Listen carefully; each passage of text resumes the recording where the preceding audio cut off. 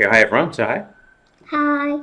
Angel and I have made a deal that both of us have to play one reasonably long time control game each day to stay sharp. Okay. And which game do you want to look at first? My game or your game? Yeah, my game. You know, Your game. my game. Yes. Okay.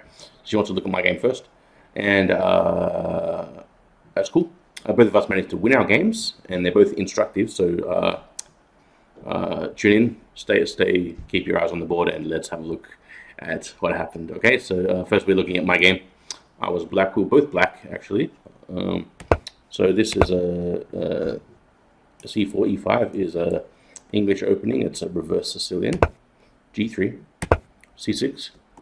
Black can also play here, but c6 is okay. Bishop g2, d5. Pawn takes pawn, pawn takes pawn. And now he makes a mistake. It's a well-known mistake. What he should do here is, because black has a pretty strong center straight away, he should challenge this center straight away. And so, for example, after pawn takes pawn, queen takes pawn, knight c6. Maybe puts his queen here, maybe queen a4 or something. And then he's going to develop like this and castle, and maybe try to put a rook on d1 and bishop e3. And black's going to play like this with an isolated queen's pawn, but with lots of free piece play.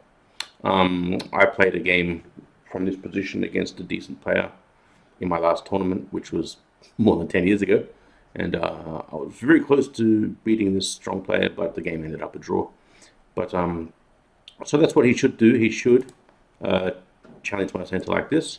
What he did was he played queen b3, hoping to get more pressure on this pawn. The problem is that black has a nice little pawn sacrifice here, which I was already aware of, so I played at knight c6. Black just develops another piece. The key point is that the knight on c6 now, this guy, can jump into d4 and start creating some problems for white. So straight away, so for example, after knight takes d5, which he played, knight d4, already trouble, right? So he goes knight takes. You can take on f6 with the queen as well if you want to, but I took with the pawn because now the queen has to pretty much go somewhere where she avoids this fork on c2. And so sometimes they give a check on a4 first, and sometimes they just go all the way back to d1. He went all the way back to d1. And now you'll see why I kept the queen on d8 instead of taking on f6 with the queen, because now I have queen c7, and you see the queen threatens the fork here on c2.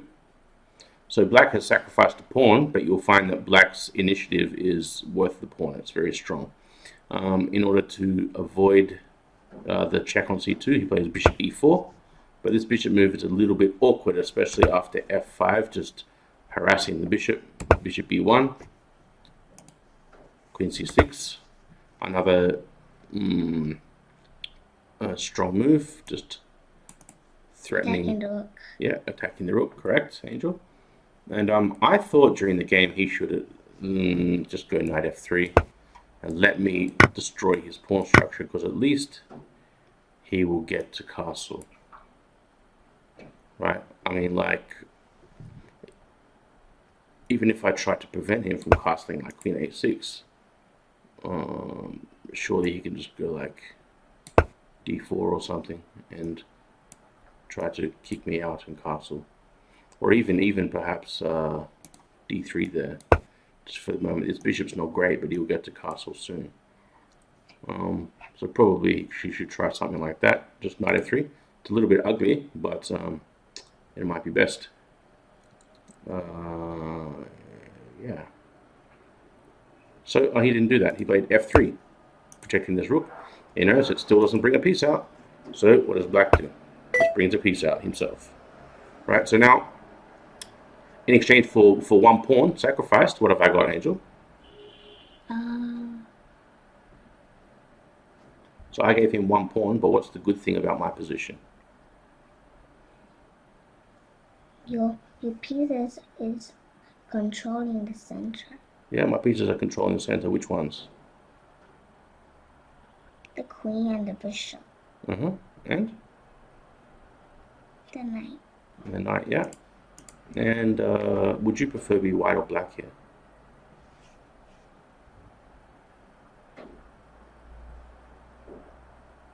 Black. Black. Okay.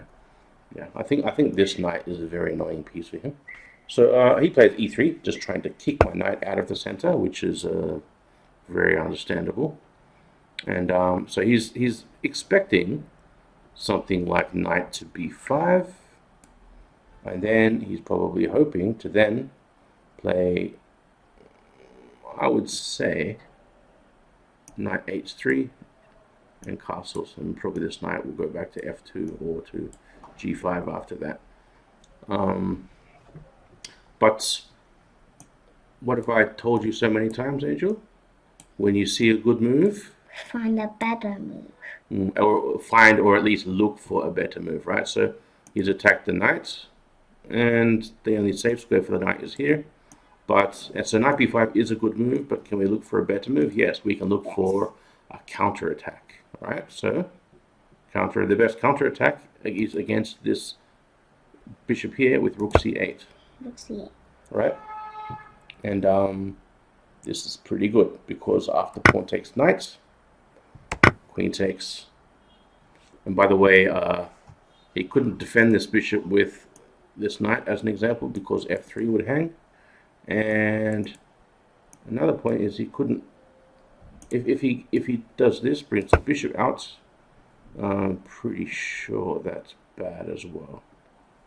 I mean, at worst, I can play knight takes f3 check. I think there must be something better than that.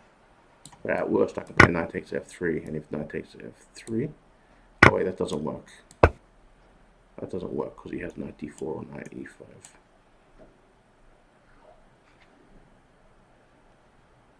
Oh wait, does it still work? I think this is not necessary. So maybe he should try bishop d3 here, just so that the rook guard's here.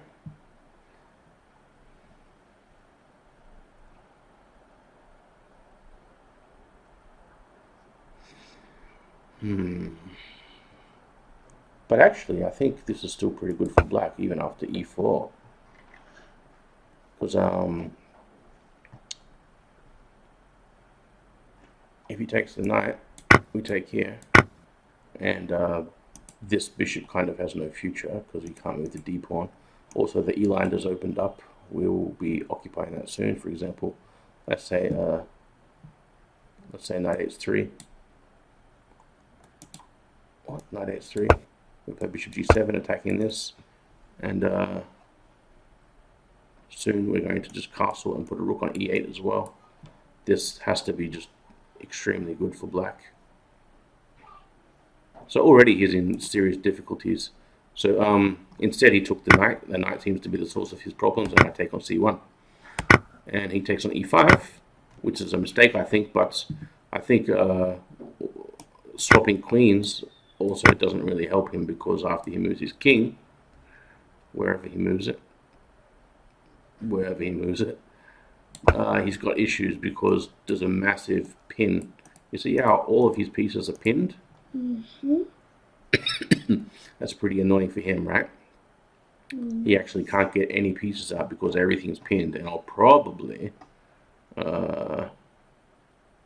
will make a somewhere like a4, make his rook out. But if he does that, he loses the bishop.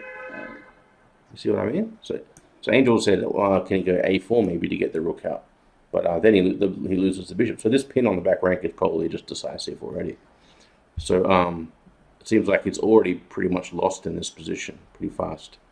So he took on e5, which now I get to take on b2, after which this rook is in trouble, so he must move the bishop to d3 and bishop c5. I was saying to Angel that there's a couple candidate moves here. One of them is bishop h6, just targeting this pawn, and also bishop b4, targeting this pawn. But I play bishop c5 because I want to... Why? Why do I like bishop c5, do you think? because he because he because he want because Black want to never make him castle. Yes, so you mean prevent white from castling, right? Yeah, Yeah. that's correct. That's why I want to put the bishop on c5. Good, very good. And one point to notice is that I didn't immediately take the pawn on e5 because I don't need to take that straight away, because I'm pretty sure moves like f4, opening this diagonal to the rook, are probably not going to help him, right? So that's why bishop c5. In fact, there's a little tactical threat now, the threat of queen d4, forking this bishop and the f2 mate square. So he's already in serious trouble. f4, so he defends, creates this pawn chain, but now it's already completely lost because of what move, Angel? Queen d4. Queen d4, why is that strong? Because if threats the bishop and f2 mate. And what happens if queen e2 defending the bishop and f2?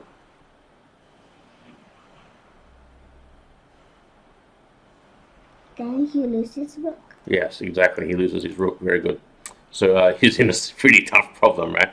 So he did a sensible move. He gave a check to save the bishop first. We just moved the king, no problem. And then he came up with a pretty nice sort of trap, queen h5. Now, it's not really a trap. Like, for example, I could take this bishop, this rook will check and he'll move. But what he's hoping for here is, let's say I did something silly now, like took this. Then he has check. And look what's going on here. If I go here, check, now I'm in big trouble because the bishop guards these squares. And if I go back here, queen takes rook check, and now suddenly I'm in trouble. Right? And meanwhile, if I go here, he can just force a draw. Imagine only getting a draw after such a good position. So, what do we need to do after queen h5? Let's say queen h5. Then h6. What's the idea of that? Set the queen by going to queen h6 check. Sorry? What's the idea of h6? Stop the queen from making a draw or going for h6 check. Okay. Yeah, so this is called preventing what? What's the word? Preventing the queen from going to h6 check. Yes, so the h6 prevents, this is a good move, it's called preventing counterplay. Because we already know that we can take this rook when we want to. We also already know that if he saves that rook, we have queen e4 check, forking the other rook. Yes. Right, so he can't avoid losing a rook. And so it's a good idea just to say, okay, let's prevent him from doing anything to us. h6 is a nice little move because it the rook guards that square. Also, the pawn guards the queen from going to the g5 square. And now we can just choose how we want to win, right? So he goes rook c1 and check, free rook coming up, free rook, and also a free bishop. And there is no problem, there's no pin on the c file because the bishop guards the rook. So we can also take the knight. And why do we want to do that? Because we trade into an endgame with one extra rook, don't we? Yes. That's why he kept it, but this is pretty easy. We just get our king out. Remember, even when you're winning, you need to maximize your force. And so this guy is not participating. He needs to come to the open lines. So king e7, just to allow that to happen. Bishop back to here. Okay, he's going for counterplay. He's going for counterplay, but he's down a whole rook. Just b6 stops him, and then we just consolidate. Okay, he goes, attacks the rook. We go to the 7th rank. What did I say? Rooks are very strong on the 7th rank, right? Yeah. And especially what types of rooks? Doubled rooks on the 7th rank. Right? So d3, rook takes pawn, bishop back. And so then we think, okay, if doubled rooks are strong on the 7th rank, let's not miss our chance. Rook c8 and double rooks. Right? Can you remember that idea for your games in the future? Yes. And so here he attacks the bishop, and I realize, well, he can have the bishop. The doubled rooks are so strong that it will be almost impossible for him to avoid checkmate. Right now, if he goes here, then bishop here forces mate. And so he plays here, which is a very good defense, guarding this square from the check. And even bishop d5. So rook here, just attacking it. He goes to the corner. And then I thought of an interesting idea. This bishop can't come here anymore, but it can come here, right? So bishop here. The idea is just to create a mating net against the white king. And the funny thing is I still could have done this here. Because if he takes, then there's a checkmate here. But, unfortunately, I went here, which is also a good move, of course. And now it's going to be pretty hard to stop. Bishop takes pawn. And now who is the key defender of the checkmate? This bishop is guarding. The bishop. Right, so we're just going to swap him. And now it's easy, right? The plan is simply to put a pawn here. And then check, check. Rook here, and then checkmate him. Soon enough. We can also checkmate simply by going like this, and then rook here, rook here. Okay, so this is pretty easy. Just move the pawns, and then he comes here, silly move. Now mate is inevitable. So he takes the pawn and gets checkmated. Okay, so that game was a little bit easy against the 2100 guy. I've only played a few games, and so I guess I'm still climbing up the rating ladder in that rating category. Okay, so now let's have a look at Angel's game. Okay, you ready? Yes. Yes, okay, so here is Angel's game. Oh, we got your pieces again. We can use your pieces, fine. Okay. So, e4, d5. Angel plays the Scandinavian. She played that in this game. Pawn takes, queen takes, knight c3, queen a5. Bishop b5 check. This is not really a good move, I don't think, because you can block with a tempo, gain time, and your queen can always fall back to c7. Mm-hmm. Obviously, there's a lot of other good moves here. Knight f3, or bishop c4, or d4, or even sometimes b4 or rook b1 are all options for white. But bishop b5 check, I don't think is very good because of this, like I said. Bishop a4, knight f6, good move. d4, bishop g4, not bad. Also, bishop f5 is completely fine. Bishop g4, f3, bishop h5. If I were you, I'd probably come back to here, because back here, the bishop's kind of hitting a brick wall into this pawn now, right? But at least here it's like firing in the center. Anyway, coming back is also fine. e6, knight b7, castle queenside. If I were you, I was thinking when you were playing that I thought the idea was interesting to play like this. Bishop b4, let's say he goes castle queenside. You castle kingside, so opposite side to him. And then you start pawn storming him like this, b5. What do you think of this idea? Mm-hmm. I mean, he will probably attack you as well, but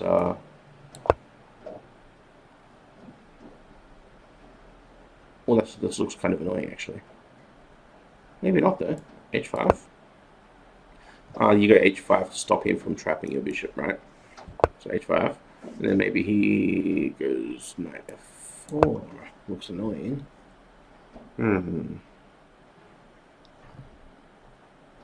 Well, I was thinking about this during the game, but this looks kind of good for white. So, okay, let's ignore that. Castle's queenside. Castle queenside. Bishop e4, g4, bishop g6, bishop g5. I think that's a mistake by him.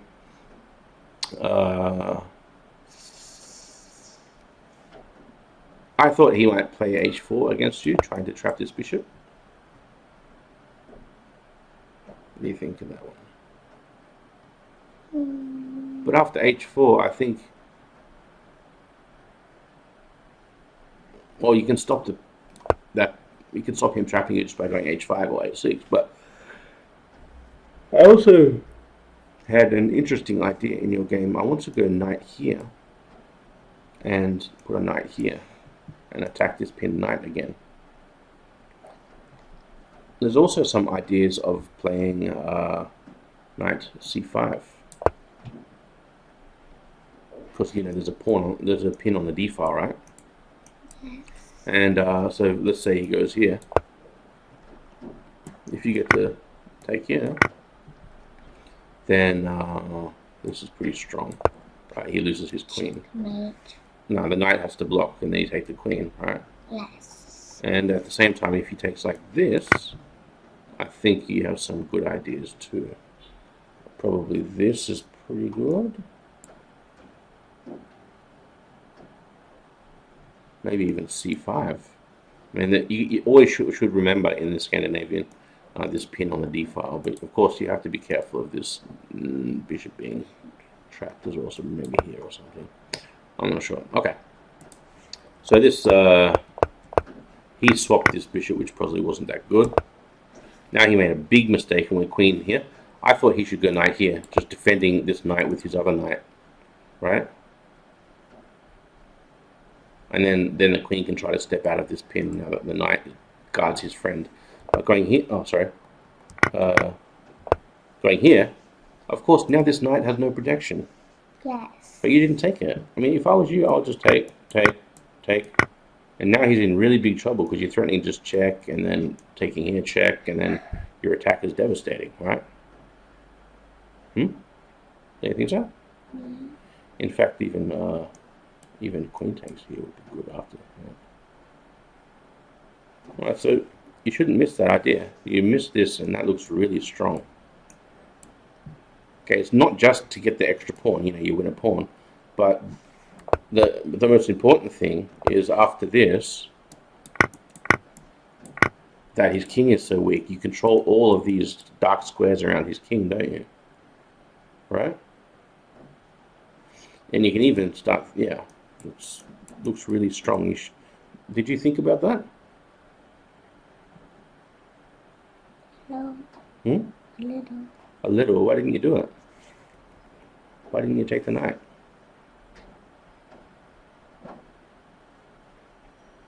Any idea why you didn't take?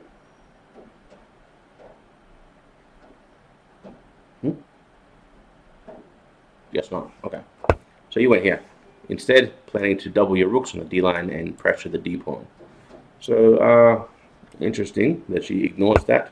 He goes h4, and now she can still take here if she wants to and get that very strong position we were talking about. But she doubled the rooks. But at least now she has all of her pieces on pretty aggressive squares. He goes here, defending here now against her idea. Now here, she can still do some interesting things. Like I think this move she did is very good, even though the computer doesn't seem to agree. But I think it's strong. One point of this tactic is that if he takes, he loses his queen to rook takes rook, knight takes rook, bishop d2 fork. Can you sit up? Right, and then obviously he's losing terribly here. I mean, he's Losing already. This is already like mate, right? So that's why he didn't take. He played queen e5, which doesn't look great. Yeah, it makes, obviously he should bring out the knight and just try to defend the center like this. But he didn't do that. He kept on not finding the right moves. Queen e5. Now you can take on c3 again. Can't you? I mean, it would be Massive. very strong, this position, because he can't even take here because you take his queen for free. Yes. If the queen takes here, you take his queen and get a rook for free. And you're also just winning this pawn immediately as well. So, very strange that you kept on missing bishop takes c3. Keep that idea in mind, okay? Okay. This seems like a very easy win. I think maybe you still have some feeling like bishops are better than knights or something, right? Well, in this case, because you're ruining his pawn protection around the king, it's you should definitely take, okay? All right, so you took, and then you sacrificed. He attacked your rook, and you just sacrificed it. I don't know why. some very strange decisions around here. Queen b6, and he takes. She sacrificed the exchange here. She did, and then just defended the d pawn. She does have some compensation here. See, after a6, knight a3, this knight is relatively bad, and the king, I guess he's safe for now, but soon he does some crazy stuff. So knight d5 is a good try because black has to get active, otherwise if white manages to unscramble, then white will just be winning from the extra exchange. It's also tempting to play bishop takes a3 here. I thought this might have some potential, but I think the queen guards a lot of key squares where we would like to attack there, so maybe not. Anyway, what she did is interesting. This knight d5 idea, trying to get active as quick as possible. The knight can hop into here. Like for example, if he takes here, it's very interesting to play knight here. In fact, this knight is terribly strong now on this square on e3, and there's also threats of like bishop takes here and knight takes here and queen takes here type of stuff.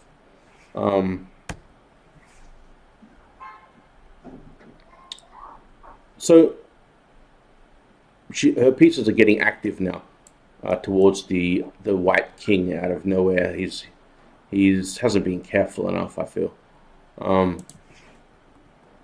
But he played a terrible move here, c3. I think he was trying to open the d line for his rooks without taking into account his own king's safety. So c3 is really a terrible mistake.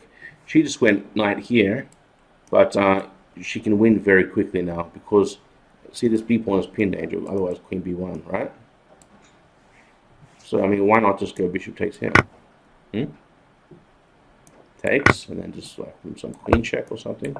Check. It looks cool.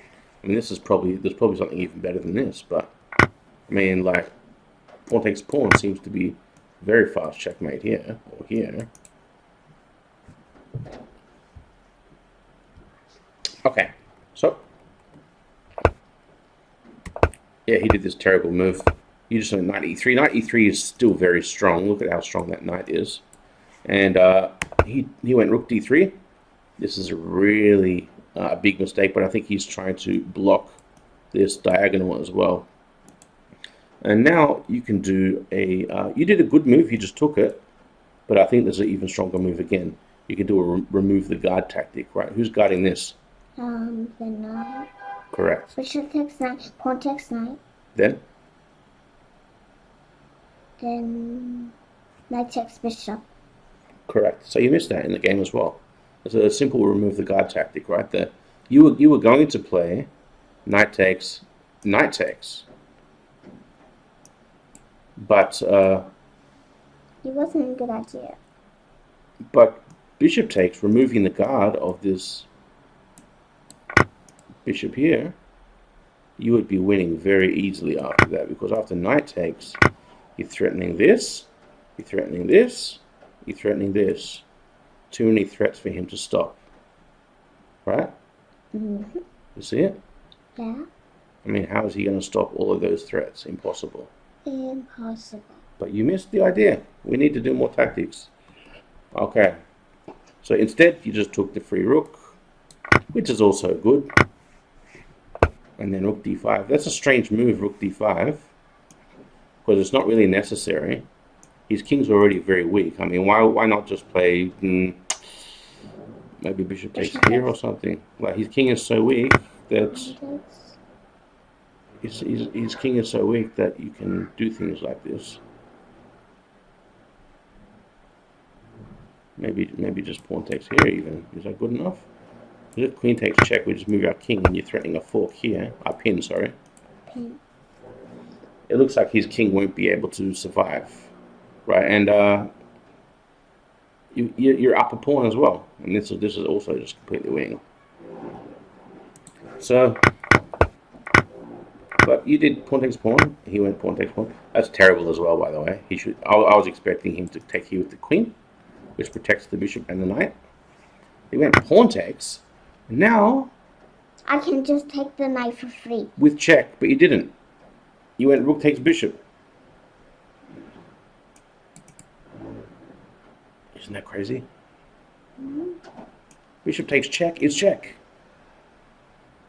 You know, check is a forcing move. It means that he doesn't have a choice about how he answers, right? When you take the bishop, that's when he can get counterplay check. Obviously, queen f8 check is really bad. Because he should have gone to g8. Correct. But f8 will give a free queen for free. Free queen for free, that's right. So yeah, queen f8 check would be more annoying. And then, but it's still not that annoying because you can just block with your rook and gain time. And then take this next, right? Right? But what he did was even worse. Queen f8 check, and of course, you can just take it. But he resigned before you took it. So, lots of things to learn from that game. What do you think? Yeah, lots of small little mistakes. You know, being a good player at chess doesn't mean that you need to do some special moves. It just means that you need to do a lot of normal moves, but without making mistakes, right? So there was a few too many mistakes in that game, and a little bit lucky to win. But your opponent was still weaker, so it's a fair result, I guess. Okay. A fair result. Yeah. Okay. So I think we can be happy. So it's time for us to say goodbye to everybody. Bye-bye. And we'll see you in the next video. Tell everyone to subscribe to your YouTube channel. Remember to subscribe on my YouTube channel. And like the video. Okay, catch you guys in the next video.